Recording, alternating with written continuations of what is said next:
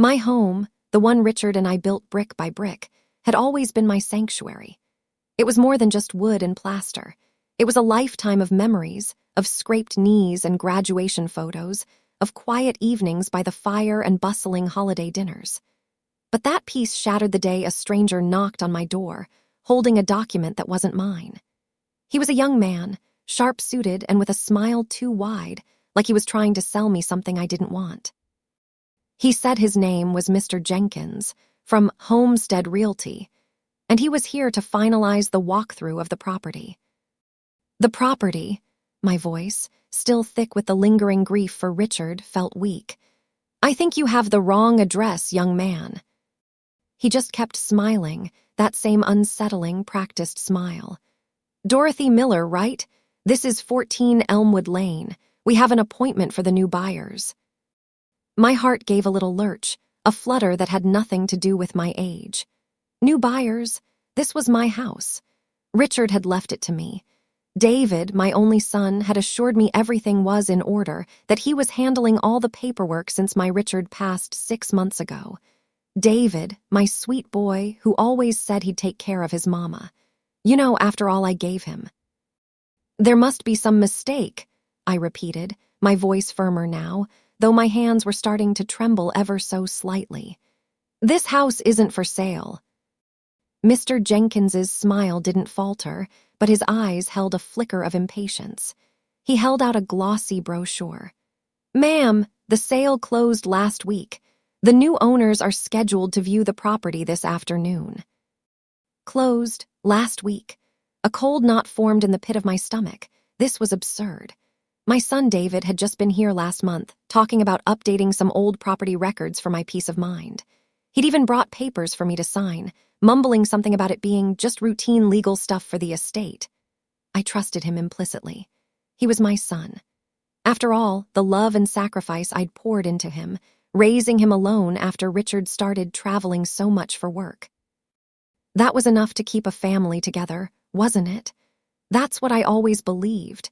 Maybe that was my blind spot, you see, thinking my love alone could keep my family unified and safe from selfish motives. I don't understand. I took the brochure from his hand, my eyes scanning the photos of my living room, my kitchen, all staged and impersonalized. It felt like an invasion. This is impossible. He sighed, a barely audible puff of air, but it spoke volumes.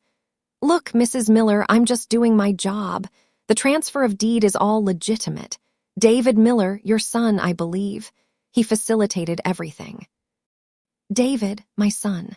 The words echoed in my head, stripped of warmth, replaced by a chilling suspicion. David had been so busy lately, always an excuse when I called about the will or Richard's accounts. Don't you worry your pretty head, Mom. I've got it all handled. Just enjoy your retirement. That's what he'd said just last week, his voice smooth and reassuring over the phone. But now, coupled with this strange man on my porch, his words felt like a carefully constructed wall. I managed to stammer, I need to call my son. Mr. Jenkins nodded, though his smile now seemed brittle. Of course, but we do need to get this walkthrough done. The buyers are on their way. He started to step past me, his foot already on my threshold. My heart hammered. This wasn't just a mistake. This felt deliberate. This felt wrong. My entire world, my bedrock of security, was shaking. My son wouldn't. He couldn't. He wouldn't sell my home out from under me. Not David. He knew how much this place meant to me, to Richard's memory, to our family. But the man on my porch, the brochure in my hand, and David's sudden, unsettling elusiveness painted a different, terrifying picture.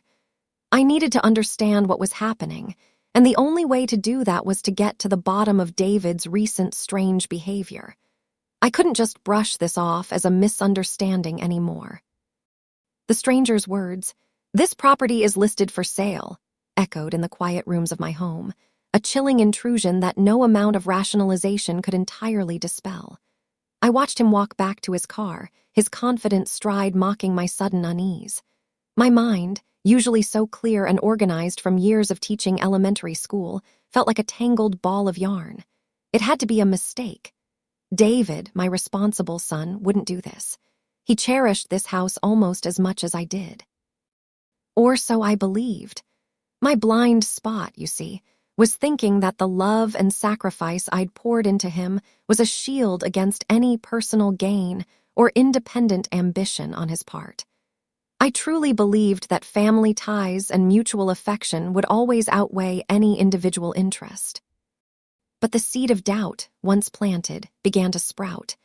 Later that afternoon, as I looked out my kitchen window, I noticed a slow-moving car, unfamiliar, to Elmwood Lane, pausing briefly before my house. Its occupants, a young couple, pointed discreetly at my porch. They drove off, but another one appeared 20 minutes later, a different make and model, repeating the same curious slowdown. It wasn't my imagination. Something was definitely amiss. My neighbors, usually quick with a friendly wave or a chat about my prize-winning hydrangeas, seemed to look at me differently too. Mrs. Henderson from across the street, a sweet woman who usually gossiped about the town council, only managed a tight-lipped smile and a quick, lovely day, Dorothy, before scurrying inside. Was it pity? Or something else? The quiet, traditional neighborhood of Iowa where I'd spent most of my life suddenly felt watchful. My memory, sharp even at 78, began to replay David's recent visits. He'd come by, always in a hurry, with stacks of papers. "Just some routine stuff, Mom, for Dad's estate," he'd say, waving a hand vaguely.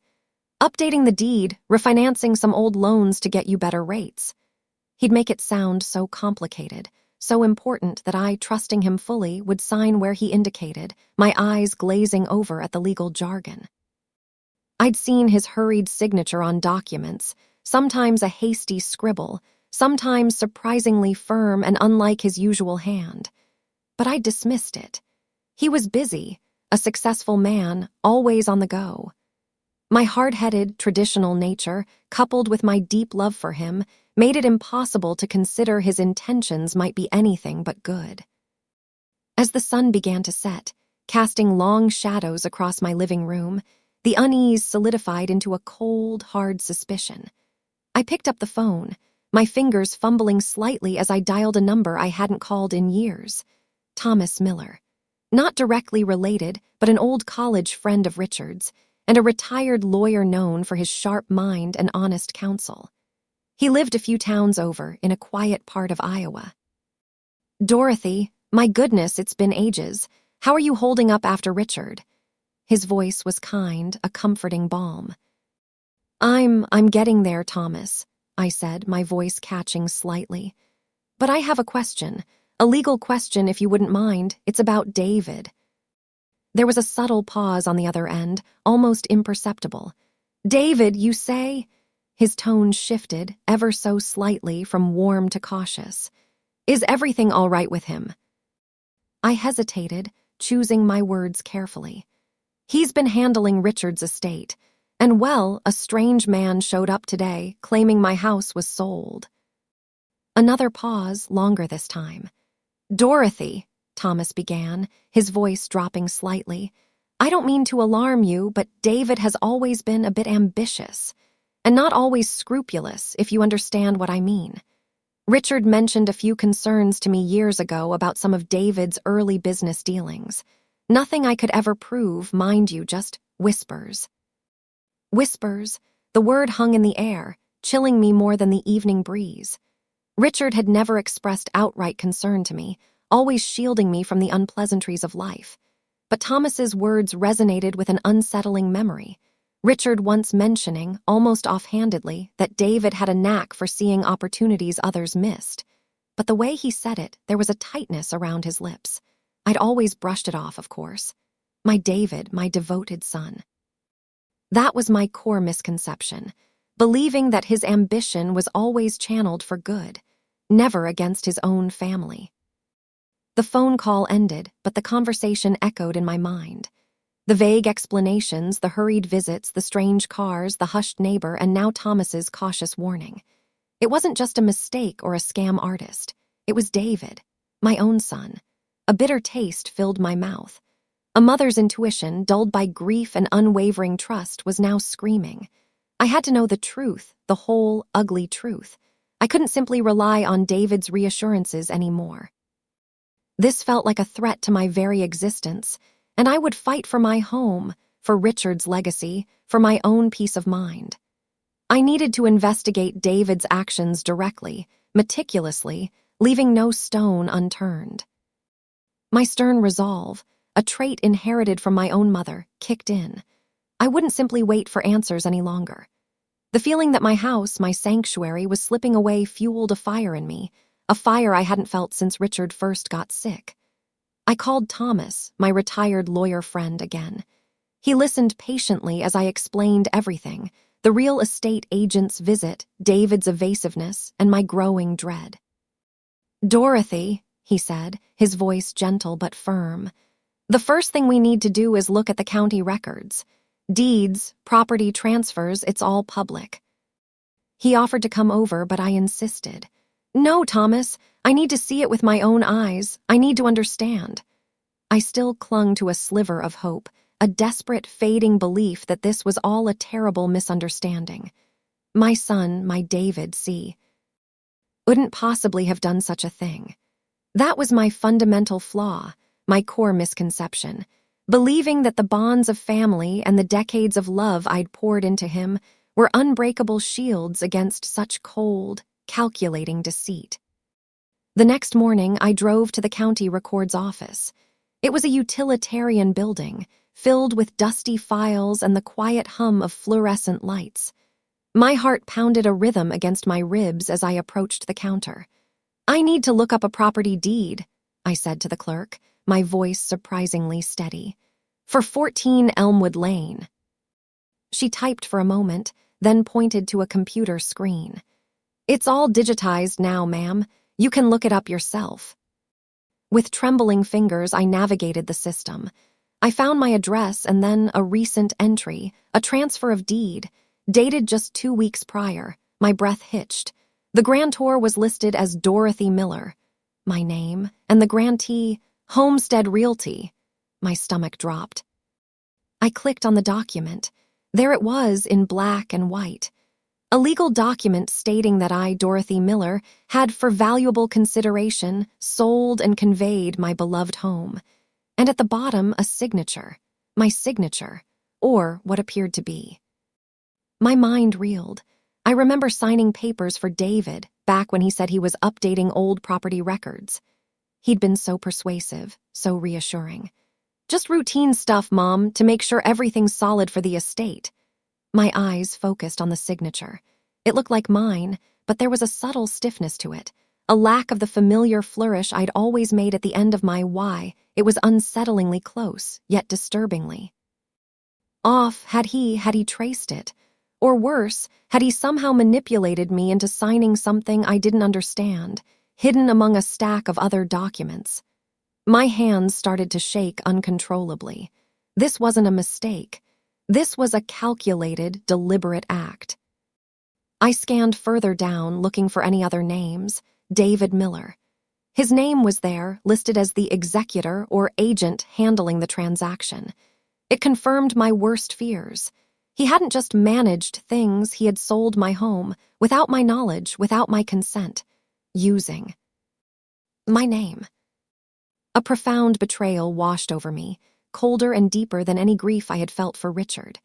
Richard's death had been a natural end, a gentle fading. This was a violent ripping away. My son, the boy I had nurtured, protected, sacrificed for, the son I believed would always put family first. My belief that love and self-sacrifice were enough to hold a family together, that the next generation would honor the bonds that nurtured them, it was utterly, completely shattered. The anger, slow and simmering, began to replace the shock. It wasn't a hot, blinding rage, but a cold, hard, righteous fury that solidified my spine. How could David, my own flesh and blood, commit such a heinous act? He had not just sold a house. He had sold my memories, my security, my entire future. The very foundation of my life. The dates on the document were painfully clear. He had initiated this process only a few weeks after Richard's funeral, a time when I was still lost in the fog of grief. He had used my vulnerability, my trust, against me. I wanted to scream, to weep, to lash out at the injustice. But the matriarch in me, the one who had weathered so many storms, refused to break. I took a deep, shuddering breath. The initial confusion and fear had given way to a steely resolve. The pain was immense, a gaping wound in my heart, but it was also a catalyst. I wouldn't let him get away with this. Not with my home, not with Richard's legacy. The discovery left me reeling, but amidst the shattered trust and overwhelming sense of betrayal, a clear, sharp plan began to form. This wasn't over. Not by a long shot. The official documents, cold and unforgiving in my trembling hands, seemed to weigh more than any burden I had carried in my 78 years. Each word, each date was a fresh wound, but none cut deeper than the name. David. My son. The boy I had given everything to. The betrayal was a physical ache deep in my chest. It wasn't just the house, it was the shattering of a lifetime's belief. I found myself sitting at the kitchen table, the same table where I'd helped David with his arithmetic homework, where we'd shared countless meals and whispered secrets. My gaze fell upon an old, faded photograph on the refrigerator, David, maybe 10 years old, with a gap-toothed grin, holding up a drawing of our house. "For you, Mama," he'd said, "so you'll always have a home." The irony was a bitter pill. My mind drifted back, pulled by a current of painful memories. Richard, my husband, had been a good provider, but his work often took him away. It was me, mostly, raising David. I remembered working extra shifts at the elementary school, even taking on tutoring students in the evenings, just to make sure David had the best. He wanted a new bicycle, I say. Every spare penny. He wanted to go to that special summer science camp. I worked double shifts, denying myself new clothes or a rare dinner out. My needs always came second. It was simply what a mother did. My life was dedicated to his well-being, his success. That was my way. I believed that by sacrificing for him, I was building a foundation of love and reciprocity that would last forever. It was my profound blind spot. I truly believed that my unwavering sacrifice meant he would never act purely out of self-interest, especially not against his own family. He always had a certain knack for money, even as a boy. I remember when he was in high school, he'd invested his lawn-mowing money in some obscure stock Richard had mentioned, and it had actually paid off. I was so proud. "My smart boy," I'd called him. But looking back, there was a glint in his eye, a calculating flicker that I had dismissed as mere ambition. Now I saw it for what it was, an early sign of a ruthless drive I had been too blind to recognize. Then came college. He chose a prestigious, expensive university. "It's an investment, Mom," he'd said, and I, eager for his success, agreed. I took out a second mortgage on this very house, the one he had now stolen, to pay for his tuition, his dorm, his books. Richard had raised an eyebrow, quietly suggesting David could get scholarships, but I'd waved it off. "My son deserves the best." My son. The words tasted like ash. I remembered visiting him, seeing his expensive gadgets, his designer clothes. He lived well, always seemed to have more than his peers. I attributed it to his smart investments, never questioning where the money truly came from, or if he was being entirely honest with me about his financial needs. My trusting nature, rooted in the belief that family would always act with integrity towards each other, allowed me to overlook these subtle red flags. After graduation, he moved to the city, got that high-paying job. He'd call, but less often. His visits grew shorter, more perfunctory. When Richard passed, David was there, of course, but he seemed distant, preoccupied. He offered to handle everything with the estate, and I, lost in my grief, gratefully accepted. After all I gave them. I thought then that he was truly stepping up, being the strong son I knew he could be. I saw it as a continuation of his devotion. That was the core of my misconception. I thought my love and sacrifice would be enough to keep the family intact, to prevent individual desires from overriding the common good. I never truly saw how his personal ambitions, his own self-interest, might have become detached from the family's well-being. I truly believed that the love and security I provided for him throughout his life would translate into his unwavering loyalty, and care for me in my old age. Now, with the cold, hard proof of the deed transfer staring at me, every moment of his seemingly casual dismissiveness, every hurried signature, every vague explanation clicked into place. He hadn't just managed my affairs, he had systematically plundered them, waiting for the opportune moment. The sudden influx of prospective buyers, the uncharacteristic silence from David, the concerned tone of Thomas, it all made a terrible, coherent sense. My trust, once an unyielding fortress, lay in ruins. The pain was immense, a visceral ache that transcended mere sadness. It was the pain of a mother betrayed by her own child, a wound deeper than any physical ailment. But with the pain came a fierce clarity. My sacrifices, my unwavering love, had been exploited. My blind spot had cost me dearly, but that didn't mean I was helpless. The hard-headed matriarch in me, the woman who had always taught her students that you stand up for what's right, began to stir. The emotional pain, sharp and agonizing, wasn't paralyzing. It was fueling a determination to reclaim what was rightfully mine. I would make David face the consequences of his calculating betrayal.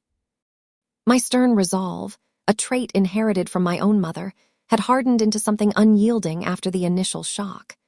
The tears, once a river, now felt like ice in my veins. There was no more time for weeping, only action. The cold fury that had settled in my stomach was now a driving force, pushing me forward with a clarity I hadn't felt in years. David had underestimated me. He had always seen me as the doting mother, the quiet matriarch who lived for her family. He never quite understood the steel forged in my generation, the resilience born from making a little go a long way, from weathering droughts and recessions, from building a life brick by brick, just like this house. My first call after the county record's office was to Thomas. He picked up on the second ring, his voice immediately serious. "Dorothy, what did you find?" I laid it all out for him, calmly, meticulously, every detail about the deed transfer, the dates, the suspicious signature. Ray was a long silence on his end. "My God, Dorothy," he finally whispered. This is serious, elder fraud, grand larceny." "I know, Thomas," I said, my voice steady, though my hands were still clenched tight. "I need your help. Not just as a friend, but as a lawyer. I want to fight this. I want my home back, and I want David to face the consequences." He hesitated for a moment. "It won't be easy, Dorothy. Family cases like this are messy, emotionally draining, and David, he's cunning." "I'm aware," I replied, my gaze fixed on the framed photo of Richard on the mantelpiece. "But I have nothing left to lose. He took everything. What else can he do?" Thomas, bless his heart, eventually agreed. "All right, Dorothy, send me everything you have. Every paper you signed, every vague email, every bank statement. We're going to build a fortress of evidence." And so, I began the painstaking process. I went through old file cabinets that had belonged to Richard, pulling out every single document related to the house. The original deed, the mortgage papers from when we first bought it, property tax records stretching back decades. I found the faded, slightly crumpled insurance policies.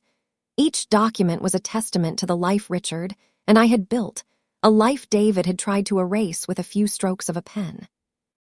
I remembered David's insistence on managing my accounts after Richard passed. "Just easier for you, Mom, less to worry about." He'd set up online access, but I, being of an older generation, rarely used it. Now I forced myself. I called the bank, a process that took several frustrating hours of navigating automated menus and security questions. I requested detailed statements for the past year, not just for my main checking account, but for the modest savings Richard and I had accumulated over our lifetimes. My heart pounded as I waited for them to arrive. When the thick envelopes finally landed in my mailbox, I spread them out on the kitchen table. Line by line, I scrutinized every transaction. My mind, sharp as ever for details, picked out discrepancies.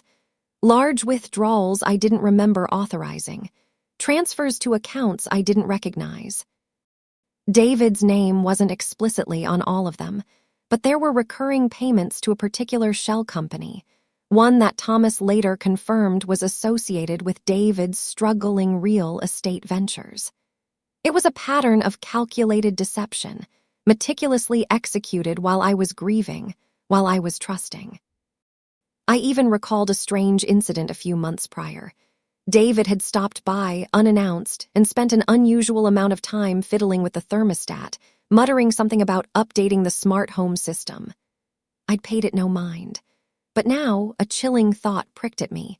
Had he installed something else? A listening device? A hidden camera? It felt paranoid, but nothing felt impossible anymore. My blind spot had been my assumption of his unwavering loyalty. Now, I was forced to consider just how far his ruthless opportunism could stretch. I compiled a meticulous timeline. When David started managing my affairs, the dates of the suspicious transactions, the date of the fraudulent deed transfer, the day Mr. Jenkins showed up. My teaching background, which demanded order and evidence, served me well. I felt like a detective, piecing together a puzzle, but each piece revealed a picture more horrifying than the last. I was gathering my arsenal, piece by agonizing piece, for the battle ahead. My quiet, persistent nature, often seen as quaint or old-fashioned, was now my greatest weapon. The more evidence I unearthed, the more solid my resolve became. This wasn't just about money. It was about dignity, about justice, about proving that even an old woman, betrayed by her own flesh and blood, could still fight. I was building a case that David, with all his cunning, wouldn't be able to talk his way out of. The polished mahogany table in Mr. Henderson's office felt like a battleground, not a meeting space. Thomas, sharp and composed, sat beside me, a stack of my meticulously organized documents neatly piled before him. Across from us, David sat, a flicker of his usual confident smirk playing on his lips as he surveyed the scene. He'd arrived late, of course, with a practiced air of a busy, important man. My stomach churned, but my expression remained as unyielding as the Iowa winter. "Mother," David began, his voice smooth, oozing concern, "I don't understand why we're here. Mr. Henderson, surely you can explain this misunderstanding to my mother. She's been under a lot of stress lately, with Dad passing." He directed his gaze at Thomas, attempting to dismiss my presence, to play on the very blind spot. I was now acutely aware of the idea that my emotional state made me vulnerable, easily confused.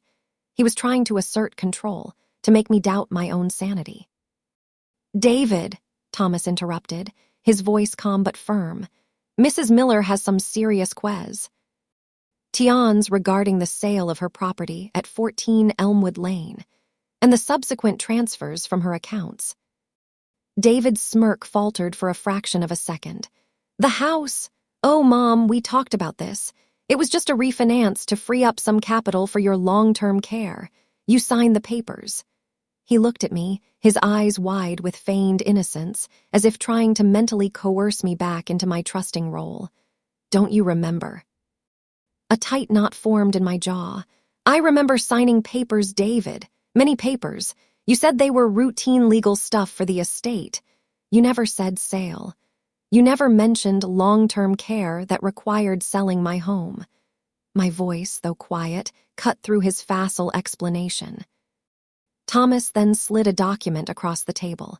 It was a copy of the deed transfer I had found. "This, David, is a warranty deed, transferring ownership of 14 Elmwood Lane to Homestead Realty, signed by Dorothy Miller, dated 2 weeks after Richard's funeral." Thomas paused, letting the words hang in the air. "And we have detailed bank statements showing a substantial deposit into your personal business account, dated the very next day, matching the sale price, which was never transferred to your mother's accounts." David's face tightened. He picked up the deed, glanced at it, and then his eyes darted to me. This is a misunderstanding. I was just holding the funds temporarily for tax purposes. And Mom, that signature, it's clearly yours. You signed it." He tried to project an air of exasperation, of dealing with a confused elderly woman. He was still clinging to the belief that his manipulation, especially on paper, was unassailable. He truly believed that his careful logic and seemingly legitimate paperwork would protect him, underestimating my resolve and the sheer cruelty of his actions. Thomas leaned forward, his voice losing its politeness. "David, we also have documented calls to the real estate agent, Mr. Jenkins, explicitly stating your mother was eager to sell due to health concerns. We have Mr. Jenkins's sworn affidavit."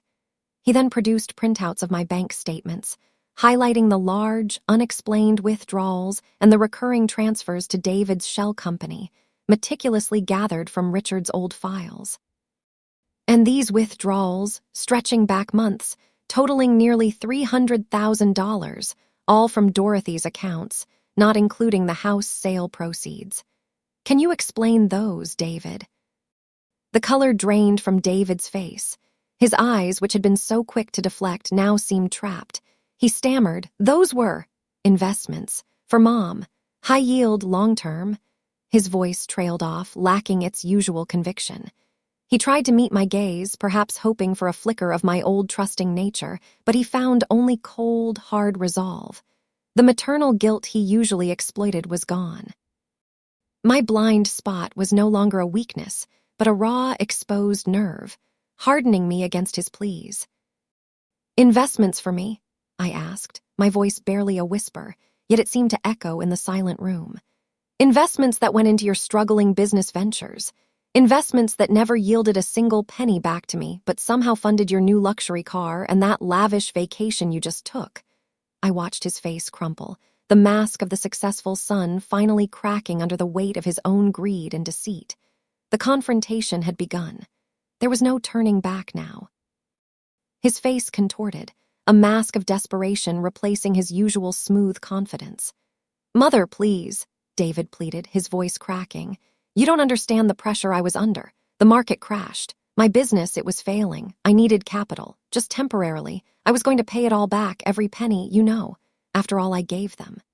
He even used one of his mother's own filler phrases, a desperate attempt to weaponize her ingrained sense of familial obligation against her.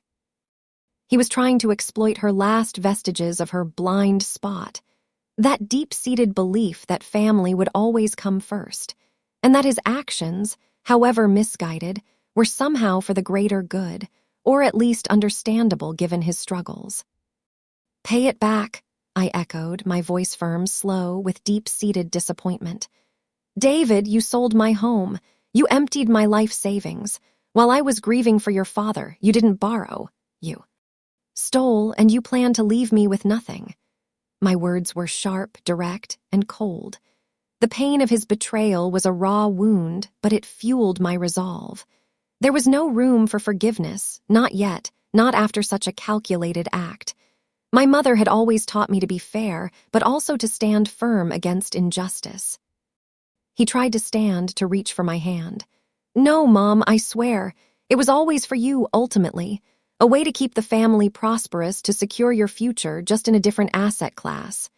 His lies, once so convincing, now sounded hollow, desperate. The logic and pap work he had always trusted to protect him were turning against him, just as his carefully crafted emotional manipulation was failing. He saw his world unraveling before his eyes. Thomas, my lawyer, calmly interrupted, his voice a steady counterpoint to David's rising panic. "Mr. Miller, we have irrefutable evidence. The forged power of attorney, the direct transfer of the sale proceeds to your personal business accounts, the history of unauthorized withdrawals. This isn't just a loan. This is a criminal matter." David's head snapped towards Thomas, his eyes wide with a sudden, dawning terror. He had clearly underestimated my resolve and my capacity to act decisively. He had believed his mother, the doting matriarch, would crumble, or simply be too confused to fight back effectively. His blind spot was a mirror of my own, but instead of misplaced trust, it was a profound underestimation of the very resilience he inherited. "Criminal," David stammered, his bravado completely gone. No, it's a family matter. We can resolve this internally. Please, Mother, don't do this. Think of what this will do to the family name. Think of how Dad would react." He was playing his last card, the shame of public exposure, the appeal to my traditional values and concern for reputation. My gaze did not waver. You know, after all I gave you, I thought I taught you better than this, to come into my home and try to take what isn't yours. I've seen enough betrayal in my life to recognize it when it's standing right in front of me. My voice was firm, slow, with a deep-seated disappointment. There was no anger now, just a cold, hard finality. The quiet observation of the years, the way I'd watched him grow, now gave me a chilling clarity. I reached into my purse, pulling out my cell phone. David's eyes fixated on it, a terrified understanding dawning on his face. He scrambled forward, trying to grab it. "No, Mom, please." But I was quicker. My fingers, accustomed to dialing familiar numbers, swiftly punched in the prearranged contact Thomas had given me. It was a direct line, not to the police local precinct, but to the elder abuse unit of the district attorney's office, a specialized division Thomas had quietly informed me about. I held the phone to my ear, my gaze locked on David's panicked face. "Yes," I stated clearly into the receiver, my voice resonating with a quiet authority that surprised even myself. "My name is Dorothy Miller. I need to report financial elder abuse and fraud. My son, David Miller, has sold my home and drained my accounts. I have all the documentation, and my lawyer is present." I then put the phone on speaker, allowing David to hear the calm, professional voice on the other end confirming they would send officers immediately. David froze, his jaw slack. His face went pale, then mottled with a desperate flush. He had built his betrayal on the assumption of my helplessness, my inability to fight back, my unwavering maternal love. But he had fundamentally misjudged the core of the matriarch he sought to destroy. That one call. It was the culmination of weeks of quiet investigation, years of silent observation, and a lifetime of hard-won resilience. The moment of truth had arrived, and David's carefully constructed world was about to shatter. The legal repercussions would be swift and unyielding. The silence that followed Mr. Henderson's clear voice on the phone was the most deafening sound I had ever heard. David stood frozen, his face a grotesque mask of shock and disbelief. He had played a dangerous game, one he thought he had rigged, and now the rules were being applied to him with brutal efficiency. Within minutes, 2 plainclothes officers arrived, their presence in Thomas's quiet office a stark, undeniable symbol of the shift in power. They were calm, professional, and efficient. David tried to protest, to argue, but the officers simply presented him with a warrant. There was no more negotiation, no more manipulation. His carefully constructed facade of victimhood crumbled completely. He was led away in quiet, humiliating defeat. The news, as Thomas had predicted, traveled like wildfire through our small Iowa community. It started as whispers, then became outright talk. Mrs. Henderson, my neighbor, stopped me at the grocery store a few days later, her face etched with a mix of shock and sympathy. "Dorothy, I heard about David. I'm so terribly sorry." Her voice was soft, compassionate, unlike her earlier tight-lipped silence. It was clear the story had reached every corner of our town.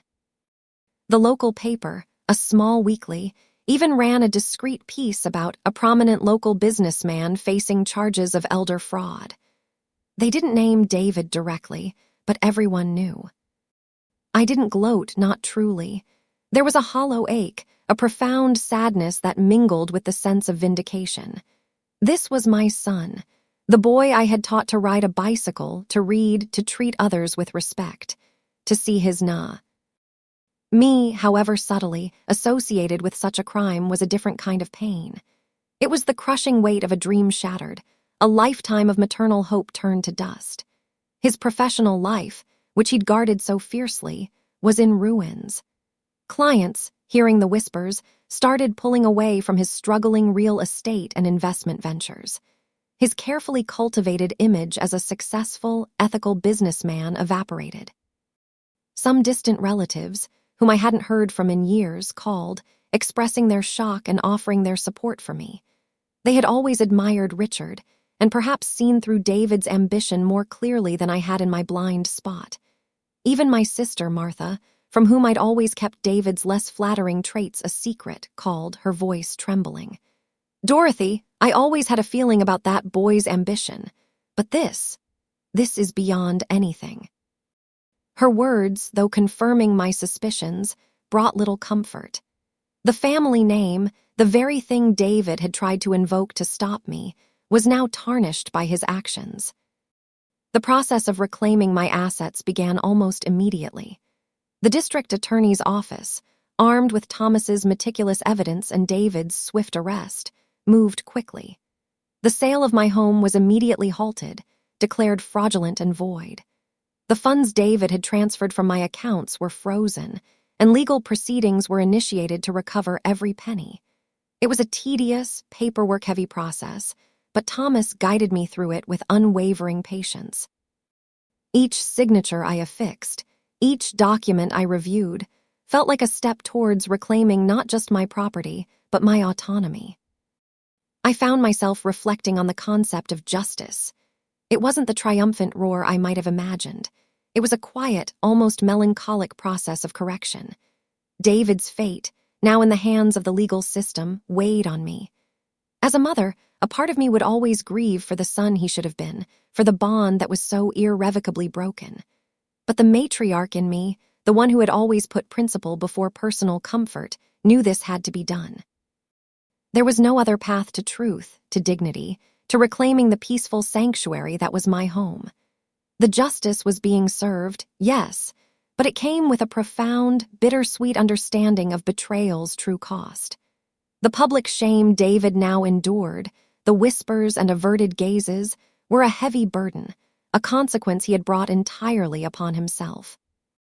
The process of reversing the fraudulent sale was painstaking, but each signed paper, each step closer to reclaiming my home, felt like a stitch mending a gaping wound. Thomas, bless his thoroughness, worked tirelessly, coordinating with the district attorney's office and navigating the complexities of property law. We submitted the original deed, my meticulously kept tax records, and the damning evidence of David's fraudulent power of attorney and illicit transfers. The judge, presented with the overwhelming proof, swiftly voided the sale. My home was officially, legally, mine again. Stepping back into my house, truly owning it again, felt different. It wasn't just a house anymore. It was a symbol of my fight, my resilience. The familiar scent of old wood and the quiet hum of the refrigerator were no longer tinged with fear, but with a hard-won peace. I walked through each room, touching the worn banister, the smooth surface of the kitchen counter. These walls had witnessed my life, my love, and now my betrayal and my battle. They had stood firm, just as I had. But reclaiming the house was only part of it. I also worked with Thomas to secure my finances. Every account David had touched was reviewed, every unauthorized transfer meticulously traced. The frozen funds were eventually returned to my name. Thomas helped me set up new, secure accounts and a trust, with a different, completely independent lawyer as trustee. No more powers of attorney, Dorothy, unless it's absolutely necessary and with multiple trusted eyes, he advised, and I readily agreed. My blind spot, my trusting nature when it came to family, had cost me dearly, but it had also taught me a profound lesson about self-reliance and the importance of clear, legal safeguards. I was determined to ensure no one could ever take advantage of me again. My focus shifted from just recovering what was lost to actively protecting my future. Emotionally, the landscape was more complex. The relationship with David was irrevocably broken. There were no more calls, no more pretense of family gatherings. It was a silence deeper than the one left by Richard's passing, a void filled not with grief, but with a chilling emptiness. Yet, paradoxically, in that emptiness, there was a strange kind of freedom. The constant low hum of anxiety about David's managing my affairs was gone. The need to make excuses for his behavior, to overlook his flaws, had vanished. I found solace in unexpected places. Mrs. Henderson, my kind nay. Bohr started visiting more often, bringing over casseroles and listening patiently as I spoke, not about David's crimes, but about the memories of Richard, about my garden, about the simple joys of small-town life. My sister, Martha, who had initially been shocked, became a steadfast source of support, calling almost daily, reminding me of my strength. I realized that family wasn't just blood. It was those who stood by you, who respected you, who truly cared for your well-being. My faith in family unity, though shattered by David, was slowly, quietly being rebuilt by others. I started taking short drives again, something I hadn't done much since Richard passed. Down the quiet country roads of Iowa, the cornfields stretching endlessly, I felt a renewed connection to the land, to my roots. It was a physical and emotional journey of reclaiming my space, my life, my identity. The stern, traditional matriarch within me was not diminished by betrayal. She was refined, made stronger by the fire she had passed through. The wound remained, a scar, but it was no longer bleeding. It was a mark of survival, a testament to my unyielding spirit. My old belief that love and sacrifice would be enough to keep my family unit together was utterly dismantled, but in its place grew a profound understanding of self-worth and independence. The sun setting over the cornfields of Iowa always brought me a quiet comfort, but now that comfort was earned, not simply given. It was a comfort seasoned with the knowledge of what I had faced and what I had overcome. My home, once a silent witness to my grief, was now a testament to my resilience. The familiar landscape, the rhythm of the seasons, provided a grounding that no betrayal could truly shake. I'd walked these fields as a young girl, then as a wife and mother, and now as an old woman who had found a new kind of strength.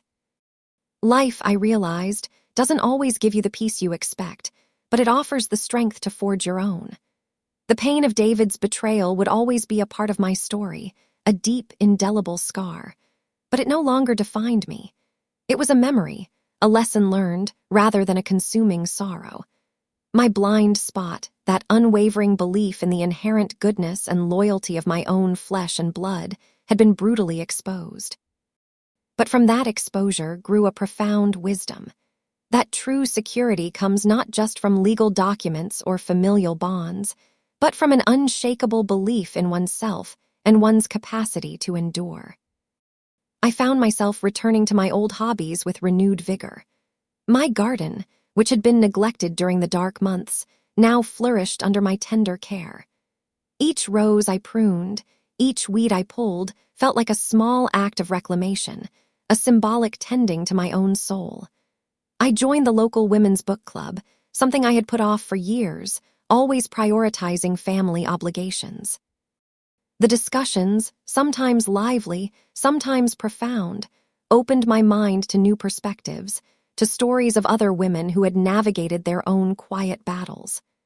I found a sense of community there, a connection that was based on shared interests and genuine respect, not on obligation or bloodline.